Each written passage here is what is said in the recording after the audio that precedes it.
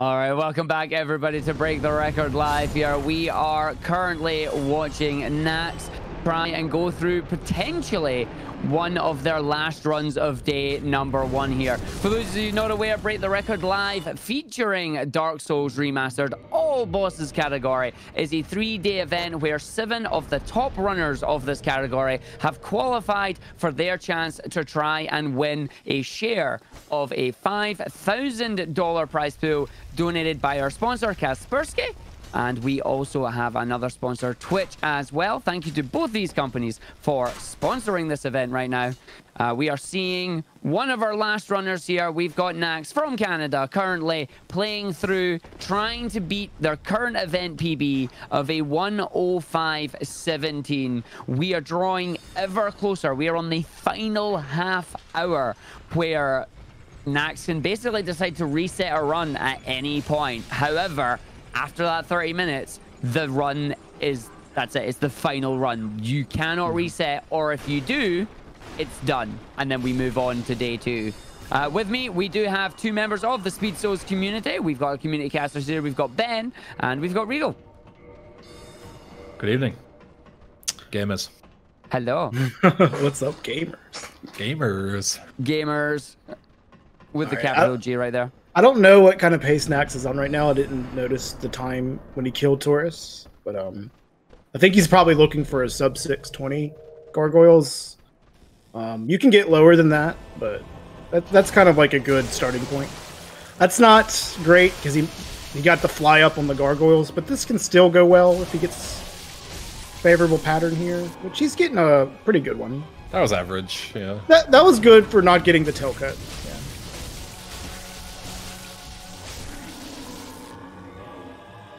He did get the tail cut. Just got exactly a 620. Exactly. Wow, what a prediction! What a prediction on that. This is why this guy's here, because I can give you any kind of insight from my knowledge of the game, but I can't predict like that. Well, I wanted him to get sub 620, so you know. Unfortunately, this run is very average for Nax. I mean, I'll take average. Can I have the lottery numbers, please? Like, if that's your prediction level there, I'll have the... We can only see the decimal points on the delta, so maybe it's like a 619 point, you know, between 0.5 and 0.0, you know? True. This segment is just running. Like, the only interesting part of this segment is this jump. Which, let's see if Nax touches the wall. Yep. Oh, that was pretty. He barely touched it. Okay, all right. That was a decent valley jump. I would say his big toe caught the edge of that wall there. Yeah, it was about a 6.5 out of 10. Yeah. And then you got some very minor Drake RNG. There's just not a whole lot to this segment, but it's long enough. You might as well split for it. It's always very peaceful running through Valley. You can hear the wind passing through. It's simultaneously the quietest and the loudest part of the run, because these drakes are very loud. Yeah. And they stomp very loudly too. The audio balancing here is mad. You like about fall asleep in the beginning, and then they just start screaming at you. Exactly. And like everything here is the same. It's like the sleeping, like the toxic dragon. You know, the one that like wakes up if you pick up the certain item. Yeah. That's exactly the same. Where it's, you know, it's sleeping, everything's nice and quiet, and if you wake it up, it will just blow your ears off. It's a metaphor for the whole area. Exactly. Yeah. It's getting you prepared. Maybe he saved time with his above average valley jump.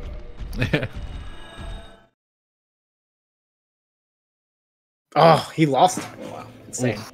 If he hadn't scraped his big toe, he'd have been on par. Yeah, I know. It's a big oof right there. Just unlucky. It's the big... Oh, jeez. It's all in the big toe, I'm telling you. That's what it comes down. It just means his PB had a spectacular jump there. Yeah, sure. Yeah, exactly. There was no big toe scrape on his PB. Yeah. It was a clean jump straight over the wall. Nice and easy. And then this segment is as long as you get the wall break and sins, this segment is not super random, but there is a little bit of RNG on this hollow for Sinsgate skip. I'm not sure if it's as bad in Remaster as it is in Prepare to Die Edition, because the AI is a little different between the two different versions. But this hollow, if he aggro's on you fast for Sinsgate skip, it could save like 3 or 4 seconds, which is a big deal. Or more like, if he doesn't aggro fast, you can lose 3 or 4 seconds. Is really the way to look at it. So we'll see what the hollow does. Yep, he lost about 3 seconds. So like when you reload, the hollow can just immediately start sprinting at you, and if he does the attack, it's okay, but it isn't exactly the most optimal RNG. Like, it's fine, it's not a big deal, but he will probably lose a little bit of time because of that. And it's one of those things where it's like doesn't warrant a reset because it's such a small thing, but it's just enough to make you slightly annoyed.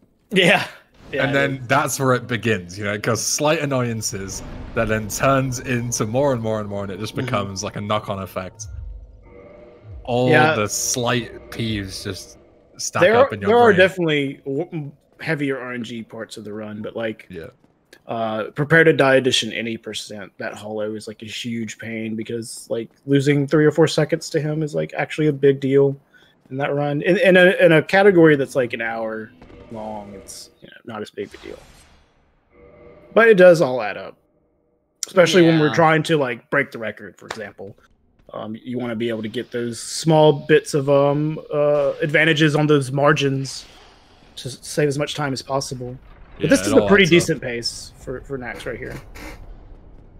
Well, this is what we're going to have to keep an eye on, because Sen's Fortress here, especially with the wall clip, is where he ran into a bit of trouble last time. Couldn't get the enemy to attack the wall, and was there for a good couple of seconds until finally manages to get the right attack. We'll see if it happens again. Hopefully he can execute here, and it's not an issue. Nice. There we go. That looks better. You can get there is a meme you can get where it doesn't work, but it usually works fine. Yeah. That's good. So Regal was mentioning earlier about like a sub 14 Iron Golem split once he quits out, as a kind of like fundamental and a benchmark for you being like on actual good pace. Like, you know, even going further between like these 105s, 104s, like you're on really good pace. So Nax is on pace now for not only a sub 14, but we're talking like a 1350. Like, no, like I've seen people get as low as like mid 1340s. You could probably get lower than that. Yeah. But you definitely want to hit that sub 14. Yeah. At the very least, Nax is very much capable. Yeah, and it's still early days, but yeah, he hasn't lost any amount of big time to pace. Is really good right now. Yeah, Golem's typically not been an issue. No, Golem's easy. And keeps going right now. You're probably going to see that that sub 14 time that you're talking about. Yeah, he's already executed the hardest part of the segment. Yeah, so. Golem would be a super awkward fight if there wasn't the way to knock him off. And a lot of that comes down to like actual skill. It's not very random. A lot of it is just, you know, making sure you hit him in the right place and make sure his position is correct to fall off. Yeah, the more cycles that you have to add on Golem for staggering him, the more likely you're going to run into some RNG on him. But most routes stagger him pretty quickly, like in 1 or 2 cycles. So he's very low RNG boss, very execution heavy. I remember my completely execution heavy on this particular Golem. I remember on my PTD any percent when I first learned it, I was convinced that Golem was luck based because I didn't know about the aiming the camera down to make sure you hit the right part of his leg. Right. So I would just be looking forward, and it was essentially random whether I'd knock him over or not. Yeah, that's classic beginner's mistake. Yeah, I was like, this boss sucks, and I can't remember who it was. It might have been you that told me about it. And it's like, no, just do this, and I was like, oh, nice. Because you have to 100% consistent. Have to hit below his knees on the feet, and if you don't aim down enough, it's really easy to just barely hit him on the knee to where it doesn't count towards the stagger. But you see there with magic, it's just aim down and just 2 hits. Yeah. Super easy. So yeah, this is easily sub 14 on the cloud. Oh yeah, definitely. And 20 minutes left until you know, D-Day, basically, for this. Well, yeah, it's and the thing is, on this pace, like, there's plenty of green here, so unless something major goes wrong in the next say 5 minutes, this could be it. This is the best pace he's been on since I've been here. Not sure about like early on in the day, but it's definitely the best pace I've seen so far, by quite a solid margin as well.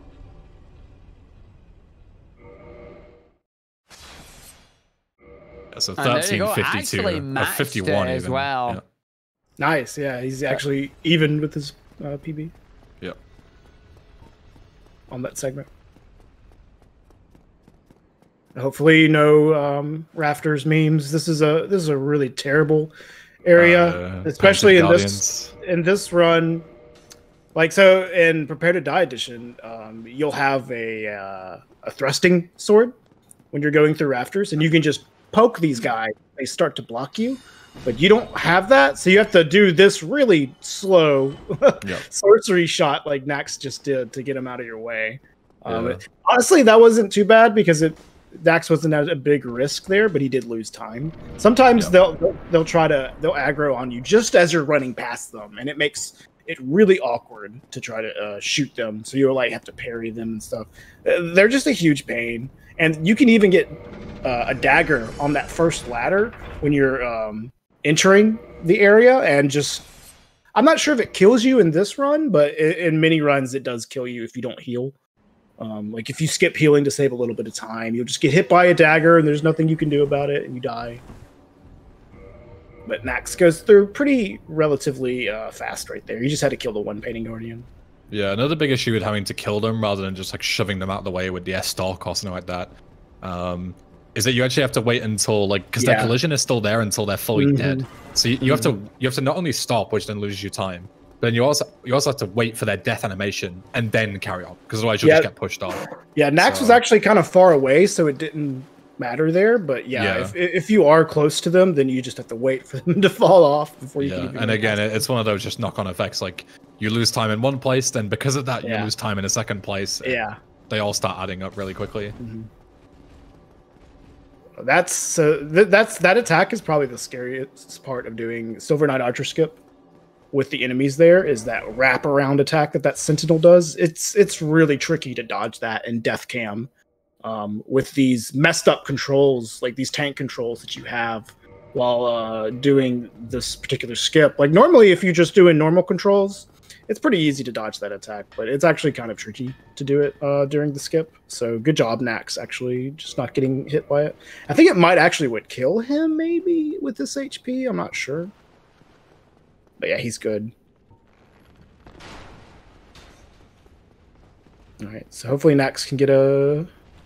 Yeah, it's ONS time. Good fight here. If anything is going to go wrong, which we don't want, now is when we want it. Yeah. Even with a really bad fight, though, if he can get through this fight, I think he can still... Oh, that's just great. This game... This is what we're talking about. This game, man. Stop dashing. AFK opener. Oh my. He ducked it. He ducked the ball. Yeah. What a great game. Goodbye 20 seconds. Yeah. It was nice knowing you. Yeah, this is just... I would reset this right now. I wouldn't even bother. Like, I would just end this. I don't know. He might could still like come out with a decent run out of this, but yeah, this is bad. At least he got here with a little bit of room. This is the difference between me and Nax. He wouldn't, not get too tilted from this. Like you see, he's stone faced, but I would be so annoyed. I would have quit immediately. I would be too. That's a nice snipe, though. Oh, like nice! That. Between the hammer, that was pretty nice. He will most likely be red or very close to it after this. I'm not sure how good his PB ONS is. Actually, it seems like it's pretty good. 341 overall on this one. Versus 338 is his goal. So he's definitely losing time here. Yeah, he's losing a lot of time. Like you gotta remember, he's already losing time. He's already losing time, and he's still gonna get the Ward Vessel, and then hop down, and then Death Warp. Like this is so much time. Yeah. I'm not sure exactly how much time it takes after the quit out here, but probably like 22 seconds or something. So predicting a plus 15. Something like that. And it's 1 second for every minute he has left to make the choice. I mean, I make it sound like more dramatic than it actually is, but it is basically a case of you must choose now. Reset and try the early game. Yeah, 16 seconds there. So plus 16, losing pretty much 32 seconds there. Yeah. Pretty much. Just because the boss decided, I'm going to walk slowly, then I'm going to double dash, somehow ducked under the magic spell. Yeah, that duck was, man, that would have tilted me. That would have tilted me, the duck. Like, it was already bad enough. Austin just becomes Neo from the Matrix for absolutely no reason. Yeah. Like, already bad enough you get the AFK opening, and then, like, he just ducks right under your Solero. But Nax can bring this back, so I think he's going to keep it going. Oh, no, definitely. I mean, looking through the splits, the Seath split, there's 10 seconds in there. We've got a lot of 5-second splits, like where you can save 5 seconds in each of the individual splits. You obviously, as well, you've got the Artorias one. There is a big, like, up to 30 seconds can be saved in the Artorias fight. We saw in the last run that he did previously, before this one, where he saved about 20-odd seconds before a dog unceremoniously just ended that run there and then. But, we are slowly getting towards that point. We got a couple of fights here. We're going to go visit Darkroot after we go back to the asylum. But 14 minutes remain. I was just about to ask. That point. Yeah, how 14 minutes much on the hour. Bang on the hour. 1 a.m. Eastern time. Eastern time? No, 1 a.m. Central European time. For Eastern, that's like -5 hours. He'll probably just continue with this, because... then he would have to reset and get another run going. You know? Well, that's the thing, yeah. And you're saying the first 18 minutes is around the deadly time. It's like, well, do you have that chance? Do you risk another early game, or do you opt for, I'm going to see this one out? Yeah, I don't think he would. Now is tricky. You would have to... I don't think he would unless something like catastrophic happened to this run, like very quickly. It's too late now to start grinding for like a really good start again like that. You're just gonna have to go with this, and let's say he resets in the next like 10 minutes. He can start up another run, but he's not gonna really have much wiggle room on that one. Yeah, like he starts up another run and then dies to Hellkite, and it's basically over. It's over. Yeah, indeed. So just before we head towards the Hydra and Dusk again here, someone in chat is asking how, like, they missed the tech for gaining souls. How are they gaining these massive amount of souls? How does that glitch work? Well, so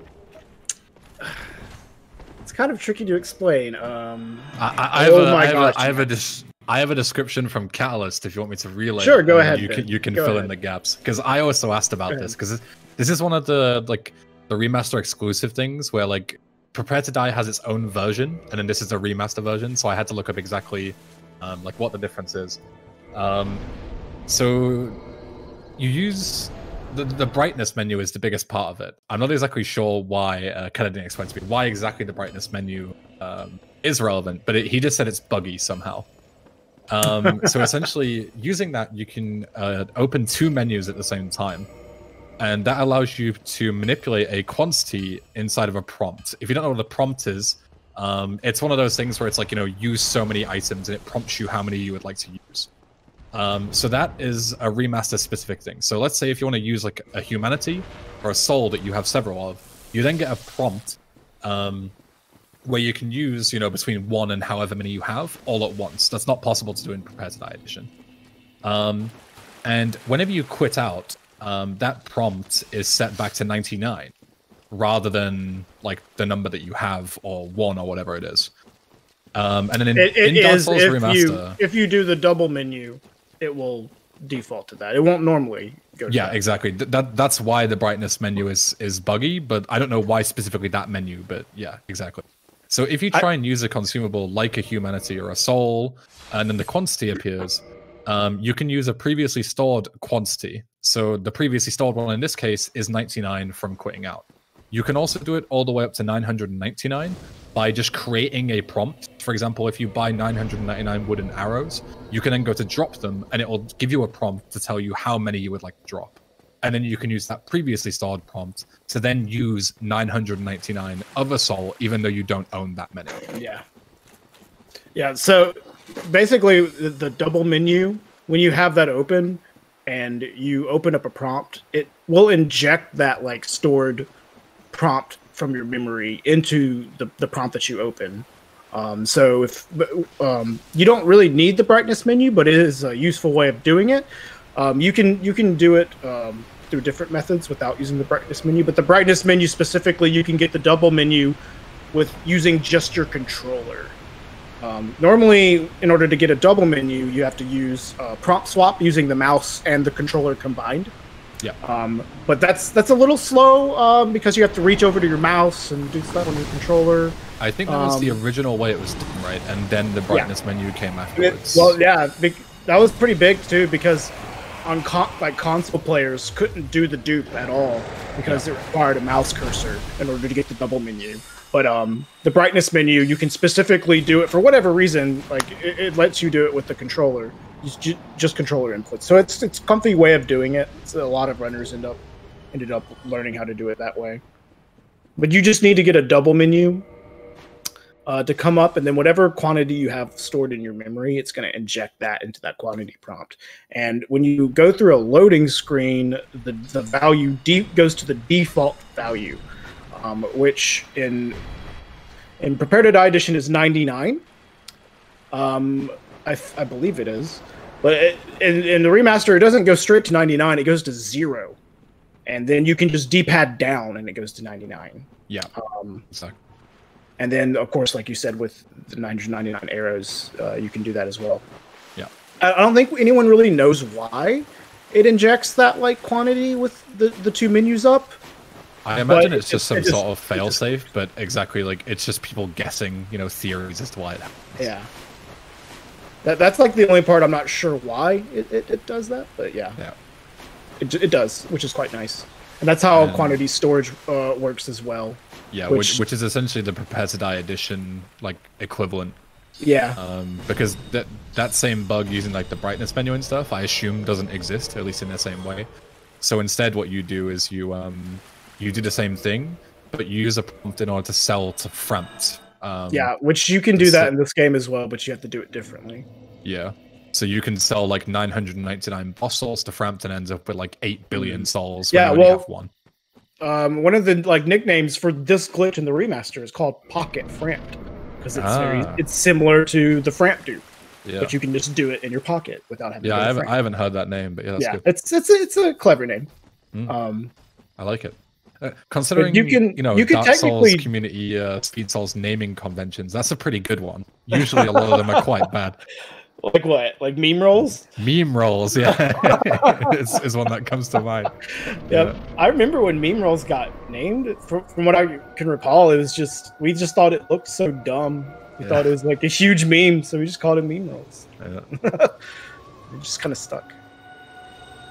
We call them air rolls in Prepare to Die Edition.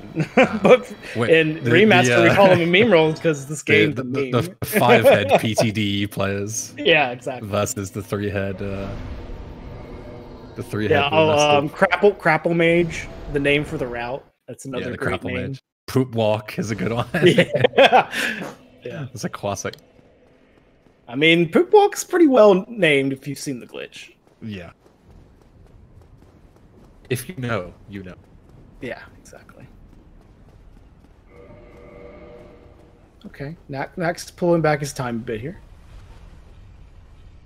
Does he have the time save on this segment? For Seath, not 10 particularly. Seconds. Yeah, well, it's 10 seconds. He's got a decent amount. The big one is Artorias. Yeah, definitely. Yeah, it just needs to get the DLC. As I said before, he's got like a bunch of small ones here and there. But the only like big one I think is Artorias. Yeah. And there's only 6 minutes to go. Oh. Monk S, point right, alarm clock. Pretty much, yeah. We are getting down towards the last part here. Going about looking at the overall time, he's going to reach Artorias. According to the splits here, around the 36-minute mark. That's 10 minutes away. So I don't even think he's going to make it into the DLC before he has to make the choice. Oh, that's That's not good. He just ran into the wall there. I think he's going to be fine, but this skip, your fall control lasts like it's a pretty tight window. Yeah. Okay, he's good. So if you mess up on your pathing while doing that skip, like it's really scary. Like you're just very close to dying. Like I think you maybe only have like 2 seconds worth of window, like extra window to make it before your fall control runs out and you just die. Yeah. But he got it, so that's good. It's a lot closer than most of the fall control ones. It's one of the tighter. Yeah, Silver Knight Archer skip is not super tight, but you still need lingering ring for it. Yeah. The original thing for that skip is more like getting swung at by the enemies nearby. Yeah, the enemies definitely. The first version of Silver Knight Archer skip, we used to do a plunge, which was further back, so the timing was a lot more tight. But there weren't any enemies around because you did it further away, so they wouldn't be loaded in. But it's all swings and roundabouts. So the more optimal version of Silver Knight Archer skip, the window for your fall control isn't tight, but the enemies are very annoying. You can never win with strats like this. There's always something. Would have actually much preferred to have the tight fall control window than the enemies because they're very annoying. Yeah, because the enemies are a lot more like random. There's a lot more variables to deal with. Yeah, you can deal with having good pathing though. Like that's within your control. Exactly. So hopefully this upwarp works. Nax has historically had some issues with this upwarp. I think he's fixed it though recently. Yeah, I haven't seen him miss it so far. Yeah, it can be slightly inconsistent. It gets hung up a little bit there. It's also a really visually impressive glitch as well. Yeah, it's quite cool. Yeah. Okay, I was thinking maybe he quit out a little too early, but it worked. And I guess this also invalidates the juke skip in remaster, right? Yes, it's actually faster to do the upwarp, even if you don't get strong magic shield. Like obviously, if you want to get strong magic shield to do the Calamite strat, it's faster to do this than to run there normally. But even if you wanted to just Duke skip and not pick up strong magic shield, it's still like about, I don't know, 4-5 seconds faster in in-game time to do the upwarp. And it's like, it makes it quite easy. Like Duke skip isn't the hardest skip, but it does take a good bit of practice to like get, consistent at it. But the upwarp just kind of like made it to where it's almost completely free. And faster as well, which is nice. So easier and faster, we all like that in speedrunning. That's what we like to see.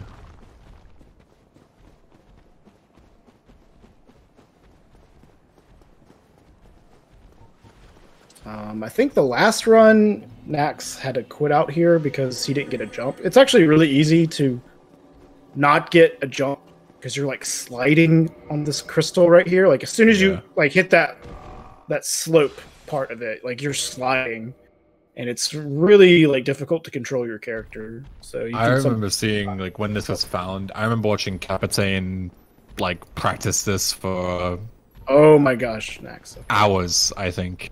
Like just the same thing over and over again because the timing is really tight. Well, it's a lot more difficult than it looks. When you don't use fall control, it's a lot harder. The slip quit out version of it. That's what I do in No Wrong Warp. So when you do it with the slope quit out and then you transition to doing it with fall control, it feels a whole lot easier. And Nax has run No Wrong Warp before, so he's quite familiar with that skip in a much more difficult manner, actually. Are clams a problem in remaster like they are in PTD here? Not for this route because you have hidden bodies. You just run through. So they don't really matter. Totally fine. Like you can do pathing before the Sneath fight to make it to where like 99% of the time they won't follow you in. Yep. But sometimes they'll meme you and you'll still get a clam. But that's only in the other routes. So this one. I haven't seen anyone get a clam because it's just like you just cast it in body and sprint. So Nax is on his way to Sif right now. It's currently 12:59 a.m. here, which means... Less than 1 minute to go. Oh. Yep, it's coming up. He has to make the decision now. Yeah. I mean, I don't even think he has a decision now, unfortunately. Yeah. Like, even if he were to reset, it's now ticked over to midnight for me, which means it is 1 a.m. over in Sweden. So that is it. No more reset. This run is the final run. The question now is, will Nax see it out, or will it fill in? Will it finish with a PB, or will it finish in the red? We'll have to find out. Yeah. So Sif is another very similar boss. I hate this boss. Yeah. He's very similar to Guardian, where like the fight itself isn't super complicated, but he can jump around and spam the same attack over and over again. He can jump back and just be impossible to deal. Yeah, he is very similar to Guardian. I would say. Can either really, really well or really poorly, and you'll just drop 20 seconds here. Nothing you can do about it. I would say that that Guardian is usually gonna give you like really bad ones more often than Sif, but it's possible. Yeah, I would agree. Guardian is definitely worse. Yeah, but they both kind of do that same thing. So that's nice. Oh, I thought he missed. Okay, yeah, that was a good fight. Yeah, but that is pretty much ideal. He just jumps on you like that, and before he has a chance to get away, you can just kill him. That is pretty much spot on. I thought he was gonna get one of the sorcery memes, missing the boss, like the huge boss at point blank range, and you just still miss it somehow. But he actually hit it, so that's good. All right, so we're on to the DLC. This is where we got to last time. This is what we got 2 of 4. Yeah, he got really unlucky with that dog. Yeah, the dog just came out and just said, "Yo, what up?" And that was it. Next run. Decided he wanted that leg, got the leg, and just walked away with it. There was about like 0.5 seconds between it appearing on camera and him dying. Like, there was nothing he could have done there. He was green for like 30 seconds and then he died to the dog. Just typical. You know, looking for both a good Guardian and an Artorias, especially for Artorias. That's where we have around 30 seconds of potential time save here. This is where this run could get put back into the green here. Remember, we do have the channel points prediction running on this. This is the final run. This is the run that will decide that channel points prediction. Will Nax get a PB? Will we be losing a massive amount of points now because he has 150,000 points on this thing? I would be sweating. A little bit, yeah. It's that meme, just the guy standing there like, oh. Your internet bucks are at But I wouldn't wish bad RNG on anyone. I hope he gets a good pattern here.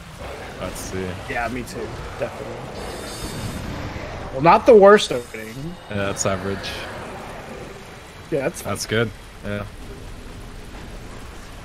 With that attack, there's 2 different variants. I forget what the Q is, so you know, but he can attack 3 times or 4 times. Regal, can you fill in that for me? 2 times. 2 times or 3 times. Yeah. So if Guardian attacks vertical or horizontal, he's gonna do 2.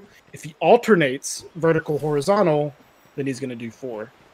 Because he has like a head swipe and a paw swipe. The head swipe is like the vertical. The paw swipe is the horizontal. If he does the same back to back, it's 2. If he alternates, it's 4.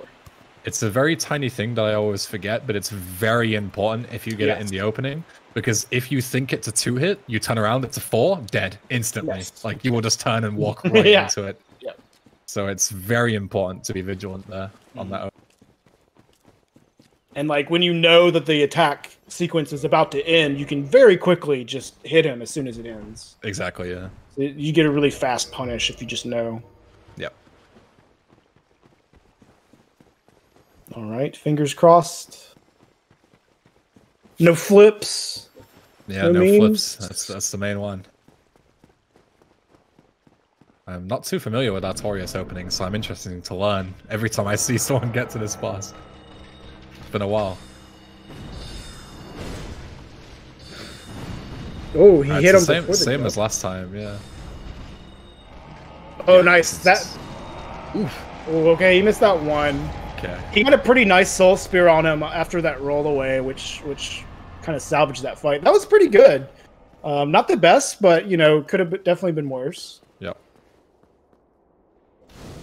So how off his gold is that?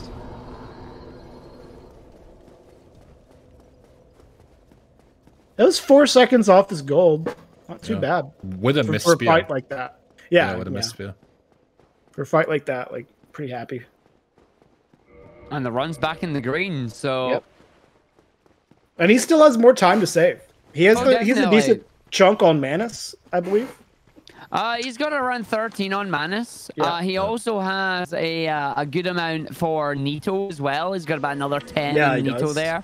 Yeah. Ceaseless, there's around another 12 in there just waiting for you. Probably closer to 14.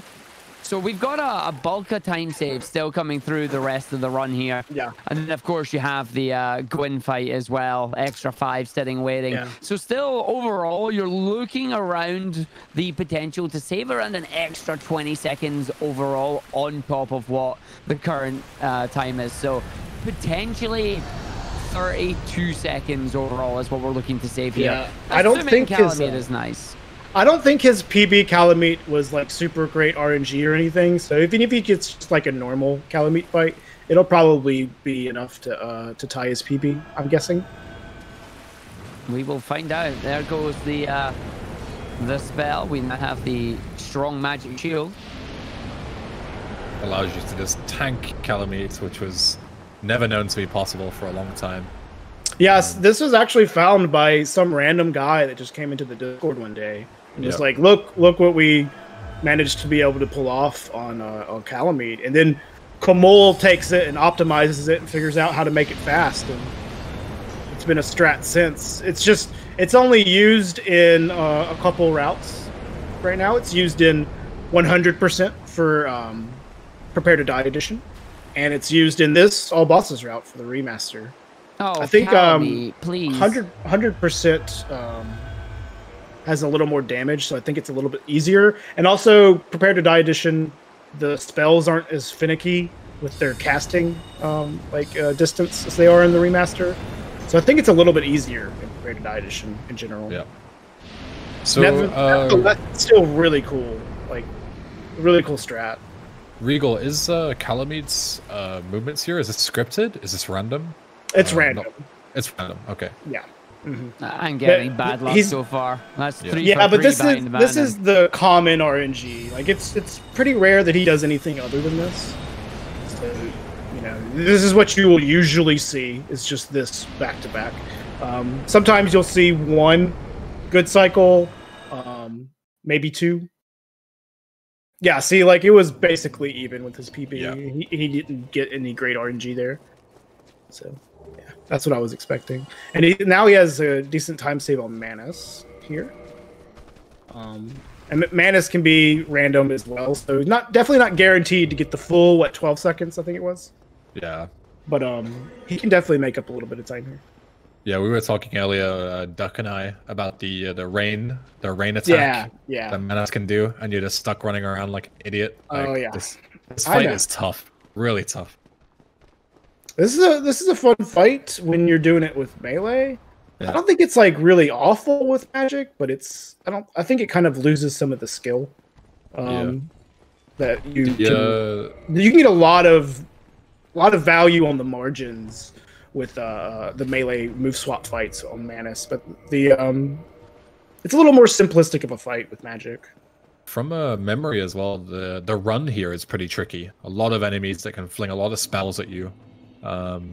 Especially going through the township. The dark bead pickup can be pretty sketchy. Exactly. A lot of hidden body cast needs to be used here, otherwise you just get destroyed from all angles.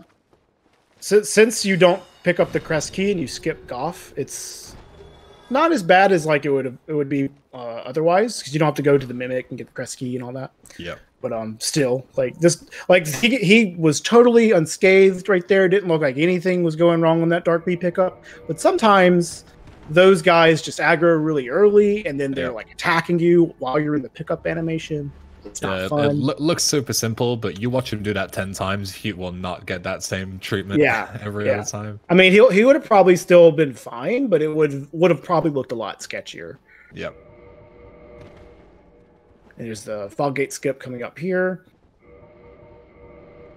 I know it saves about 3 seconds to do the fog gate skip, but I also know that you can't get 2 shots on Manus to begin with, so I'm not sure how worth it is, but it probably saves like a little bit of time. Yeah. This is a pretty good pattern to start off with, though. Yep. Pretty simple attacks. And no rain so far. No rain. That's great. Like, Manus didn't even spell cast there. Nax nodding. He just knows it. Is that a gold? That's a beautiful gold. Ooh, nice. Very good fight. Nog is really sweating. Oh boy. My points, my virtual currency. Yeah. Nodders, that's right. I will say in advance, this is why I don't play the stock market. Yeah. You just gotta play the lottery now. I'll give you the numbers. I mean, if you're giving me the numbers, then no problem. Yeah. So you do one king in this category, right? Yes. Hopefully. Hopefully, yeah. Assuming everything goes right. And actually, he could get 2 kings here, and still maybe be green. Yeah. This is a really tricky 1 king. So something about like how I guess it's a 60 FPS meme, but in the remaster, the 4 kings they disappear faster. So normally when you kill 4 kings, you apply extra damage as they're dying because they still have an active hurt box. The health bar is cumulative, and the hitboxes stay around. Yeah, and so you do enough damage to kill the king, but you can still hurt it, still rack up damage, even though it's actually dying. But in the remaster, they actually die faster. So if you did this exact same fight on Prepare to Die Edition, this would be a trivial 1 king. But on the remaster, it's actually kind of precise because you have to position yourself as you kill the king in such a way to where you're far enough away that the next Dark Bead cast is going to hit him in time for where the last one hits him before he disappears. Like it's a very much a timing and positioning thing, and it can be affected by what attacks the king does. Because if the king's like leaned over really far forward and you shoot your Dark Bead, you might be too close. This looks good. This looks like good positioning. I think this will work. Yep. Nice. 1 king. That was really good RNG too. So he's I don't know. I think he got 1 king on this PB, right? Looks like he did. Yeah. Yeah. That is not an easy segment for sure. No, he executed that pretty well though. Yeah. 4 kings is not a super difficult fight, but doing it optimally, as Regal mentioned, especially on the remaster, like getting there with you call it the steel skip. And doing it fast in a speedrun is very tricky. Another gold. There's a second gold. Nice. That's I wasn't sure. Of seconds. I wasn't sure that would have been a gold, but he got not only was it like perfectly executed, but like he also got really good RNG. He immediately was able to get the first Dark Bead off for the kill. But in a good position too. This tricky segment is not over yet though, because next up is Gwendolyn, and if you've ever seen all bosses runners, Gwendolyn is horrible. So you want to talk about bosses that can just sit there and spam spells at you and you just have to wait? Gwendolyn is a prime example.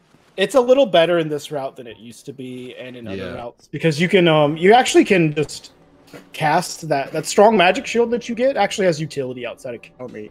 As soon as Gwendolyn starts doing the homing crystal soul mass like spam, you can just apply strong magic shield and sprint right at Gwendolyn and just tank them all with your shield. And you don't have to just wait around. Previously, the route before this, where they didn't do Silver Knight Archer skip, they did Gwendolyn and Priscilla before Darkbead. And that, so not only was it like, you have less damage for these segments, but you also, because of the way it worked, you warped to the Dark Moon Tomb Bonfire and you went from Gwendolyn to Priscilla, which meant that you didn't have RTSR set up for Gwendolyn. Like, see, Nax is about to set up RTSR for Priscilla. He's going to carry that to Gwendolyn. And so he'll already have it in the fight. In the previous route, you actually had to use Gwendolyn to set up RTSR. So not only did you have to like get a specific attack from Gwendolyn to get that HP set up, you also had to then get the right RNG of the arrow attack to even approach Gwendolyn. So it was just it was even more random than it normally would be. But now, because of the reroute, like the Silver Knight Archer skip reroute doesn't even save that much time, but it makes Gwendolyn so much more consistent. It's one of the biggest reasons to do it. And of course, so a lot of routes they'll just go underneath this bridge instead of killing the undead dragon. But if you have Dark Bead, bounds route that you can take. Yeah, there's like a little skip that you can take to go underneath the bridge. But if you have Dark Bead and RTSR, you just kill the dragon so fast, it's faster to just keep running with this. And then for some odd reason, when you jumping attack the second one, it just stands right up. Yeah, it like breaks. The sleeping. Yeah, jumping attacks just break poise very easily. So it just breaks the poise and makes it stand up. You can do that with any NPC, actually. Okay, no moan. That's good. No moan glitch, yeah. Good.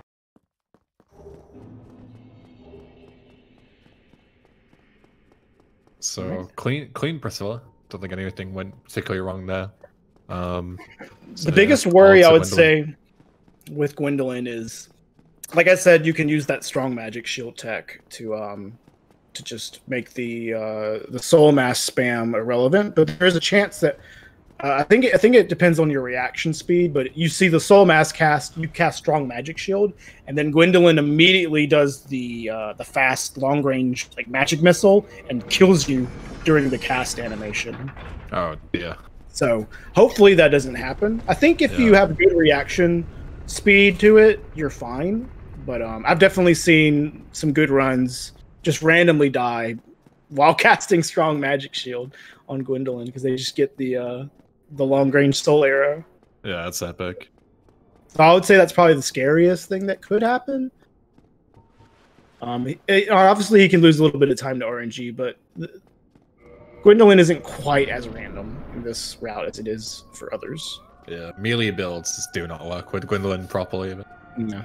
Because you don't have to wait. Too bad. You don't have to wait for the arrow attack to approach. Because you don't need to stagger Gwendolyn. She dies in one cast. Yeah. So you just like approach. No, this is actually really good RNG. Yeah. This is amazing. This is 4 arrow salvos. Bam. Good night. Nice. This could be a gold. Is he really gonna 3 gold? Triple gold. Nice. Triple. Nice. Oh my goodness. 30 seconds ahead right now. Still got a ridiculous amount of time save coming in through the next couple of splits. That's true. Nito and Ceaseless. Just to let you all know, if Hacks continues on, gets even 5 more seconds, could be taking 3rd place here. Yeah. Well, could be moving up to 3rd place at the end of day 1. Don't get too excited though, because we're coming up to one of the worst parts of the run. Like that 30 seconds could disappear really fast on the gaping segment. Well, fingers crossed that nothing terrible happens. Yeah. I think he's going for the hilt boost here, so hopefully he doesn't mess that up either. This is not easy. This trick here. He missed the hilt boost. He might just do the jump after missing it once. Let's see. No, he did before it. Yeah, so this is all set up to jump into the Capra fight from super far away, and you can fight him like without going through the fog gate. He doesn't even react to you. Fight, quote unquote. Yeah, quote unquote fight. And then you could the added benefit is that you can quit out and you'll spawn all the way back at the top with the key to the depths, and then you can use this to go out of bounds in towards the depths as well. So it's like a double whammy of awesome skips. Yeah. No, this whole segment just like feeds into each other. Like it's really well routed. Like the ladder trick to get on top of the ladder, to roll on top of the ledge to get down to Capra, the quit out to respawn back up there, and then to segue into that into depths out of bounds, which actually wouldn't be possible in the remaster if it wasn't for that ladder trick that Max did to get up on there. Because in Prepare to Die edition, they do depths out of bounds in a different way. It's using a transition clip. But that piece of tech doesn't work in the remaster. However, there's just that little bit of like part of the aqueduct that Nax gets on after Capra that has no collision, and you just drop right in. So this wasn't, the best, but I'm sure Nax will take this segment. Yeah, it wasn't. It is that bad. Very difficult to get onto that railing. It's just random. It's not even like difficulty. It's just like pray you get on it.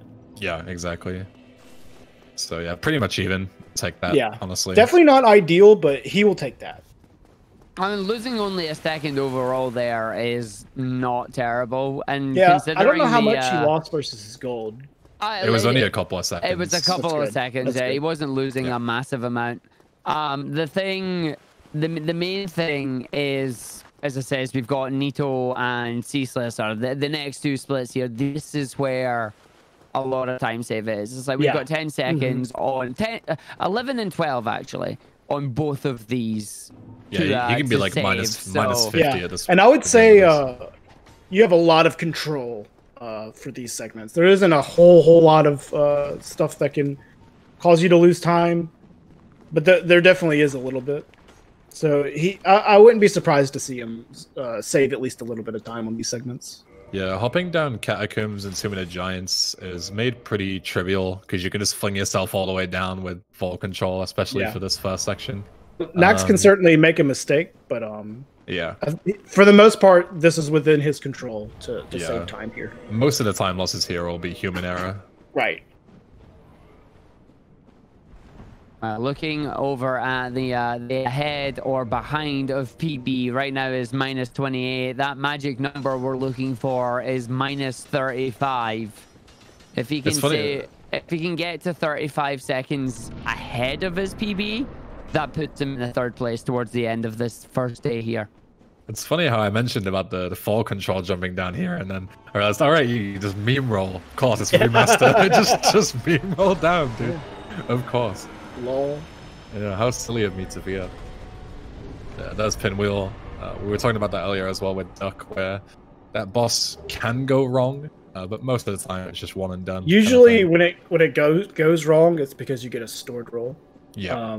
It's really easy to get stored rolls on Pinwheel and Nito because you get a cutscene as soon as you land, and it just causes all sorts of havoc. And makes it very likely that you're just going to land and not get a roll.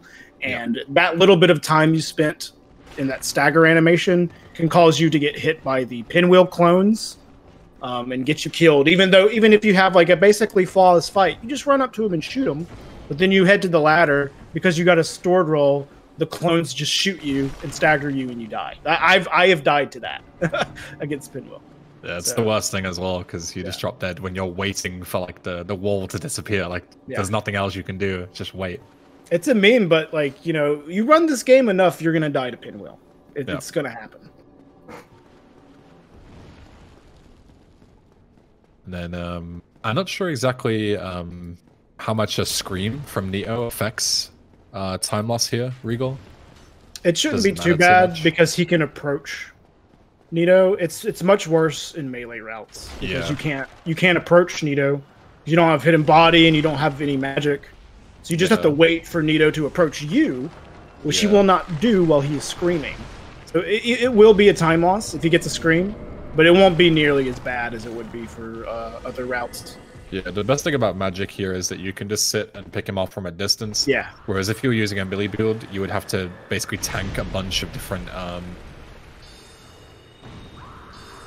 Speaking of the scream, that is one of my favorite strats. That is huge. Found by the one and only Androv, just accidentally. If you two-hand, I think it works with most weapons, not every weapon. You just two-hand and hold block. The stance from you holding block is enough to where the hitbox actually just completely. And you can just dodge it. That's incredible. Yeah, because the hitbox is actually only at your character's feet on the ground. Even though visually it looks like the sword is going right through your body, there's actually not a hitbox there. It's only at your feet. You spread them out just enough with that animation, and it just completely misses you. It was one of the most interesting findings, and we only found that like last year. This game's been out for like 10 years almost, and we found that like last year. It was like such a huge thing. We were like, how come no one found this? It seems like one of those things that you find like within like the first like year the game's out. Yeah, usually like because a lot of people are going to try and block, right? Yeah. Most people are going to try and block. It's pretty normal. Yeah, I guess not. But yeah, so as I'm mentioning, like melee builds, they have to deal with the skeletons there. Yeah. And as you saw, the fight didn't go super clean for Nax. He lost about 10 seconds because... Yeah, exactly. The double scream plus then whiffing the shot on the skeleton, having to recast. Wasn't a super clean fight, so he ended up going even, which is fine, but would have liked to save those 12 seconds or whatever it is there. But still, he still saved 2 seconds. Yeah. But yeah, he could have saved more. Yeah. He's got some time save on this segment though, and this one's pretty RNG free. Yeah. Blighttown skip, much easier. Well, this is a Blighttown meme rolls. It's not. So in Prepare to Die edition, there is a literal Blighttown skip where you don't set foot in this area. Yeah, you don't even see Blighttown domain. Yeah, but it doesn't work on the remaster, so you actually have to go in there. But you still skip quite a good portion of it by using this meme roll. And with fall control, it's very easy to do. In any percent for the remaster, you do meme rolls there without fall control, and you have to do like a slope quit out. It's like pretty annoying. But in all bosses, like it's free, like because you have fall control. Let's see Quillag here. Can be a troll sometimes. Yeah, it's not. I don't think this is the best RNG you want, but yeah, he has to do a third cast. Yeah. Okay. Yeah, you can kill him too there, optimally. Yeah. Yeah, you saw one from each volley there, just sneaking off to the side, not connecting with the boss.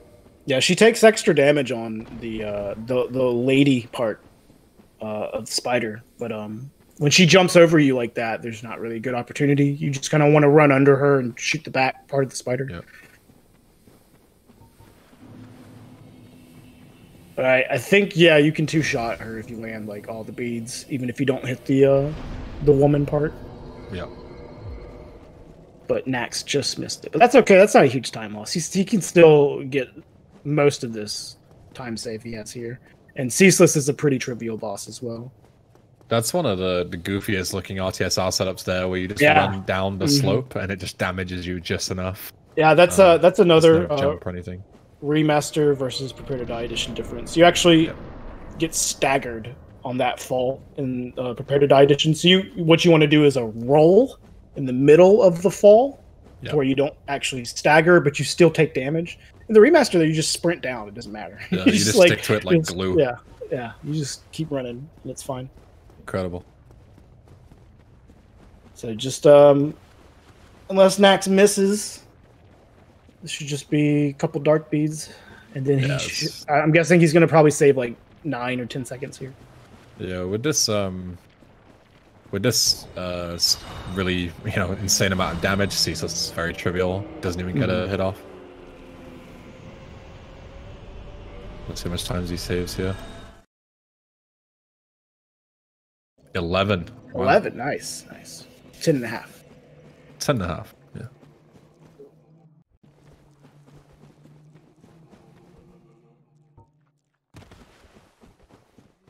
So, Bed of Chaos. This is mostly to say about this section. Yeah, it's mostly just running, but there's some slightly tricky platforming going on. Yeah. That plunge right there isn't super hard, but there's I'm pretty sure Nax is going to do the centipede plunge, which is one of my favorite plunges. But it's trickier in this version of the game than it is Prepare to Die edition. Like you get kind of a vacuum slope much more easily, so you have to like approach it at a weird angle, and it's harder to get the really fast drop when you plunge on it. So it's definitely not free. It only saves like 1.5 seconds, but it's cool. So I would be going for it if it were me. But I think Nax is a no wrong warp runner, so he's used to doing the centipede plunge, so he'll probably go for it.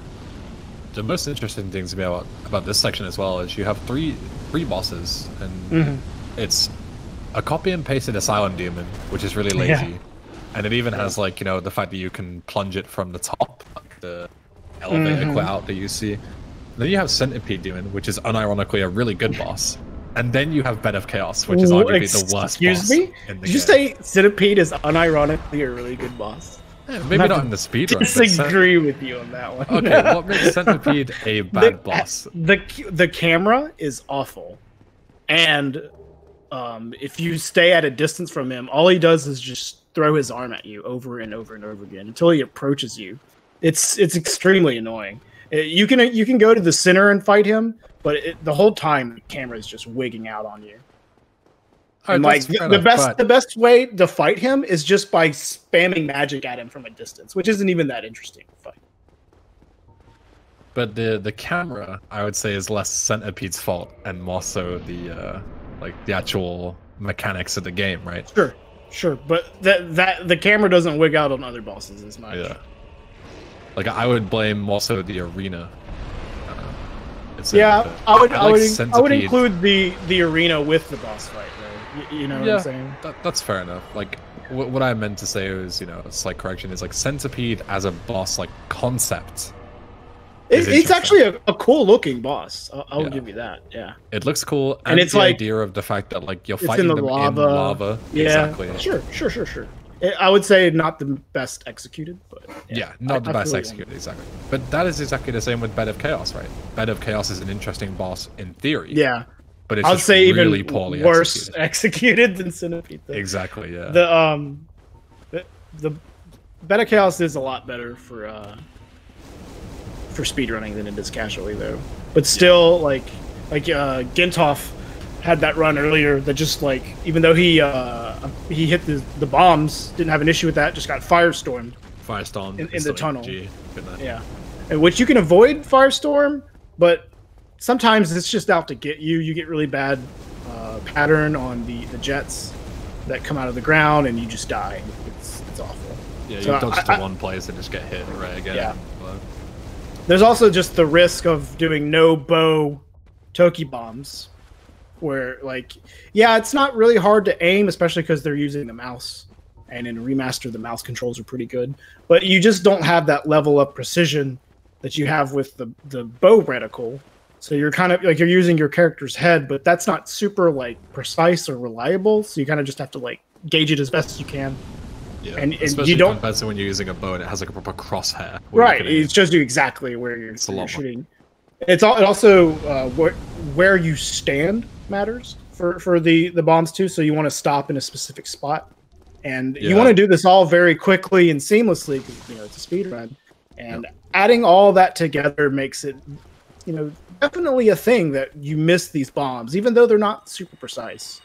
It's just if you can maybe stop in the incorrect spot, or just barely aim wrong, or any number of things.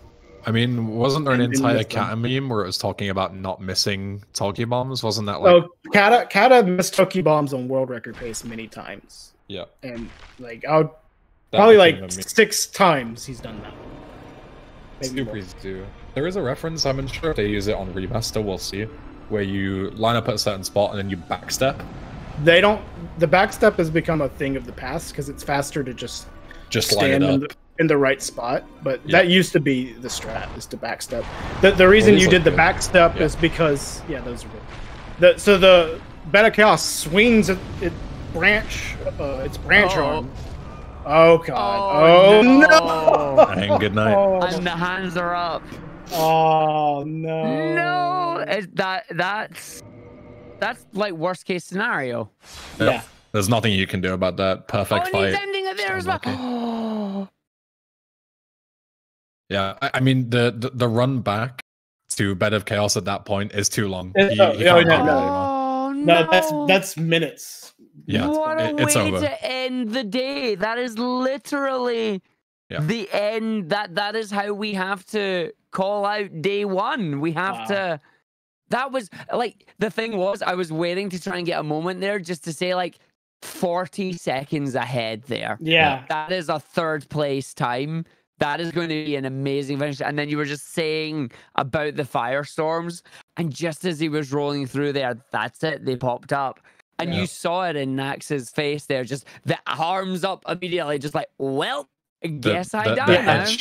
head shake in disbelief of just, you know, whatever. Just, like he couldn't have done anything better there. Just like, well, guess I die the now. the head shake. No, definitely one of he's those listening to the stream. I know, I heard me. Like, why'd you turn me on? No, I'm sorry. But shout out to Nax. That was a good. That was a good one. It was absolutely amazing. We do, however, we are going to wrap up now towards the end of the run or of the day here, shall I say? So we're going to say good night to both of you, Ben, Regal. Thank you very much for joining us. Thanks for this. Been a pleasure. We do have you both back again tomorrow night as well, so hopefully we get even more of this amazing run here again. Maybe get a run back from Nax tomorrow night as well on good some pace. More firestorms, can't wait. No, without the firestorm this time, without the firestorm. But we will catch you both tomorrow. And we're just going to get ready we'll get our other host back. We'll get Ash and we will get Bowie back in here. And we're going to round off the end of day 1 here.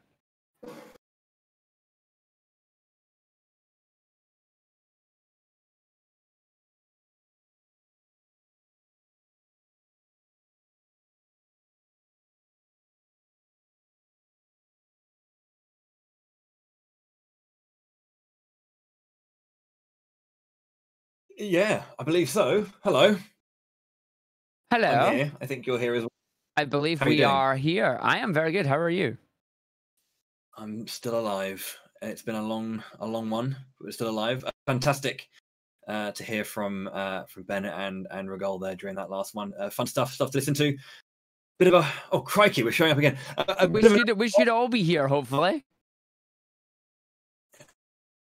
Yeah, it was a bit of a heartbreaker, that ending, I felt. But it's like I was sitting there and it was just like listening to Ben and Regal chat there, and they're going off, they're talking through it. It's like, this is going to be amazing. The way that they're talking about all the different things about how Bed of Chaos is going through, the different lineups, and then the firestorm just coming out there, and you're going, the one thing that could go wrong in that fight that it was out of your control, and it pops up.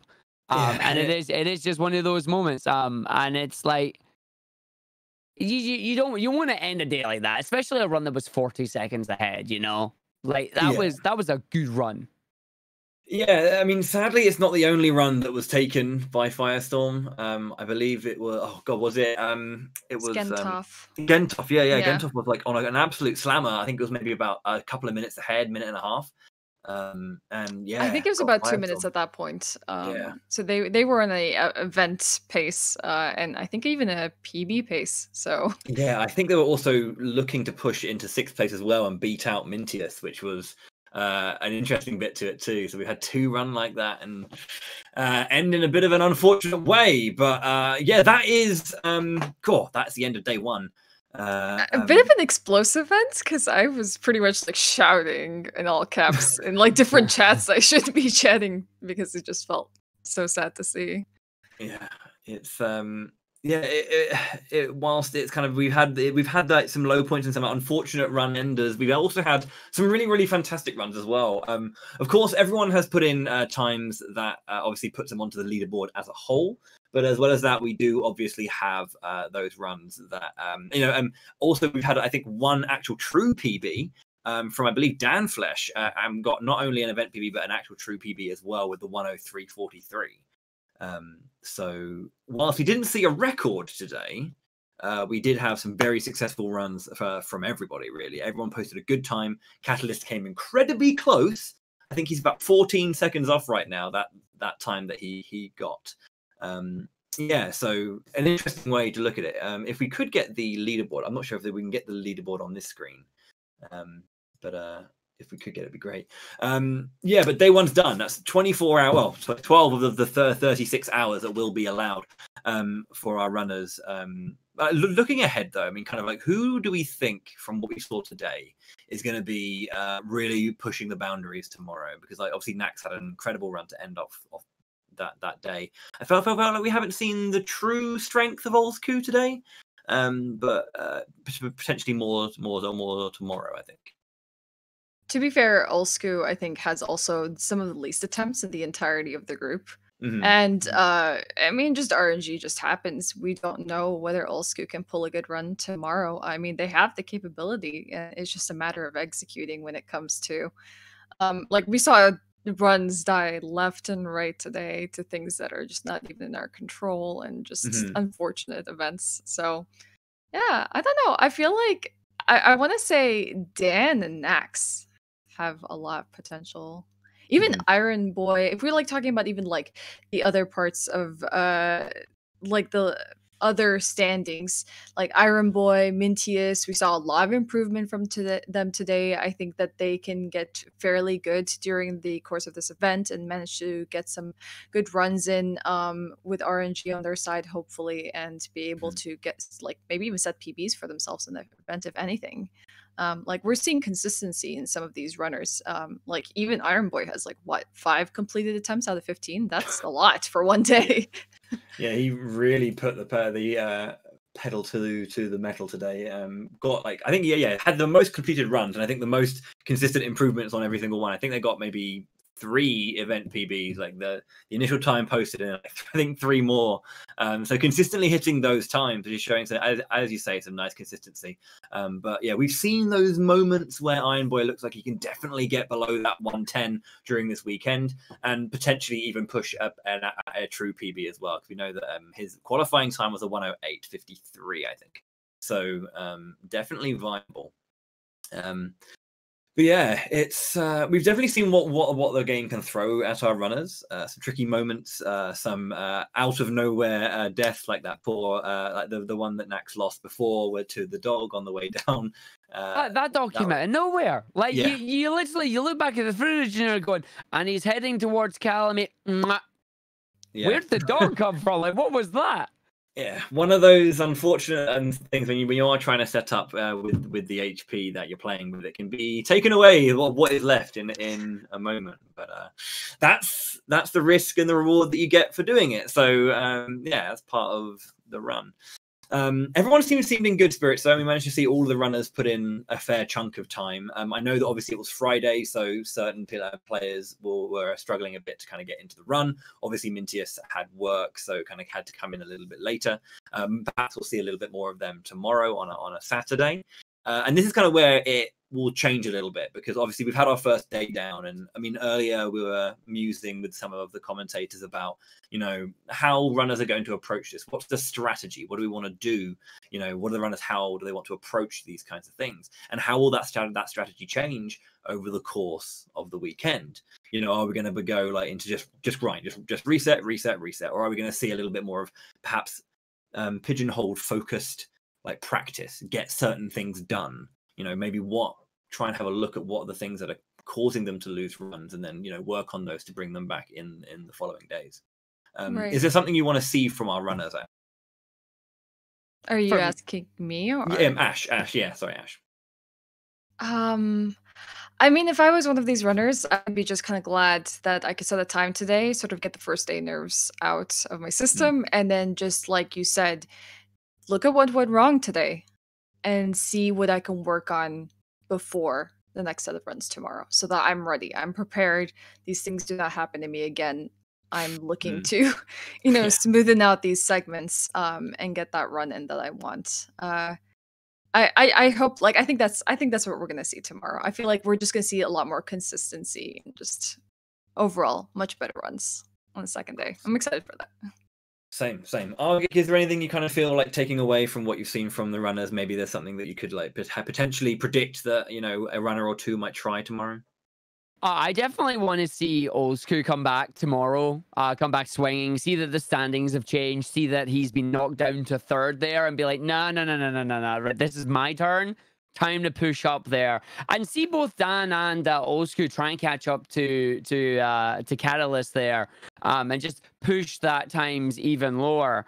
But I also want to keep an eye on Iron Boy. Like, Iron Boy was the one that played the most today, and I want to see if that time translates into being able to finish more attempts, but not just finish more attempts, keep on pushing that time lower. As we heard Regal saying throughout there, part of learning Dark Souls here is not just learning about the tricks and how they work, but is learning how the bosses are going to play out and you reacting to them. So as he's learning more of these, he's learning more reactions that he can pull out to potentially save more time. And I want to see if that pays out for him and get him an even more, well, get him an even faster event PB.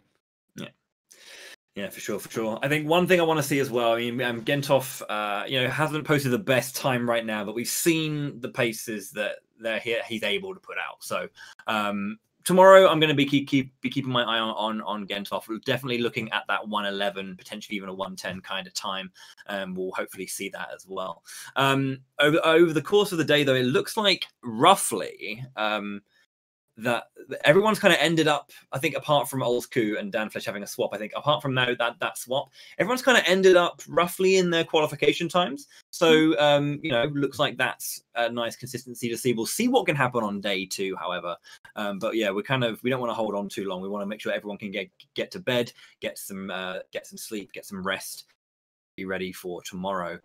So I want to quickly say a massive thank you to all of the community casters who joined us in the booth to take you through the runs today. Red, Regol, Ben, Alibaba, Duck, Kermit, and I'm going to forget one. Someone help me out here. Captain, thank you so much. I'm sorry for forgetting. There's a lot of people trying to remember. So thank you to all 7 of you guys for jumping in and sharing your knowledge and sharing your passion for the game and the community. The runners have been doing a great job. Come back tomorrow again, 1 p.m. CET. That's 12 p.m. GMT, which would be 7 a.m. EST, and then 4 a.m. PST. So, yeah, those are the rough time zones. I can give you as many as those work out. The rest, if you're not from one of those, I'm doing my best here. But yeah, that's when it's starting. Come back tomorrow to catch day 2 of Break the Record Live with Dark Souls Remastered. Thanks again to ESA for putting the event on, of course. Our sponsors, Kaspersky for the prize pool, and Twitch for helping making this event happen. Have a great evening, Arg, Ash. Day 1 wrapped. Congrats today. I feel we've done a pretty good job, but I'm looking forward to tomorrow. Yeah, thank you for your assistance, and we will see you tomorrow for another great day of speedrunning. So until then, stay classy. Have a great evening.